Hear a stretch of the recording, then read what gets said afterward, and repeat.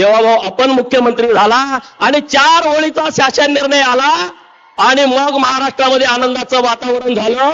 अहिल्यादेवी म्हणल्या होत्या की राजकर्ती जमात बना. राजकर्ती जमात कशासाठी?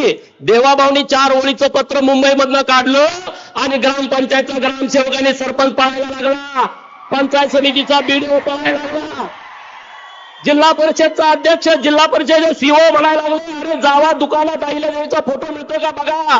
जिल्हाधिकारी, कलेक्टर साहेब आणि सगळ्या कार्यालयामध्ये धावाधाव उडाली की अरे अहिल्यादेवीचा फोटो कुठं आहे बघा. अरे त्यांनी कधी अहिल्यादेवी बघितली नव्हती. त्यांना अहिल्यादेवी फोटो आणि सावित्रीबाई फोटोतला फरक कळला. त्यांना राणीची लक्ष्मीबाई घोड्यावर बसलेली कळला, कारण त्यांनी कधी बघितलं नाही.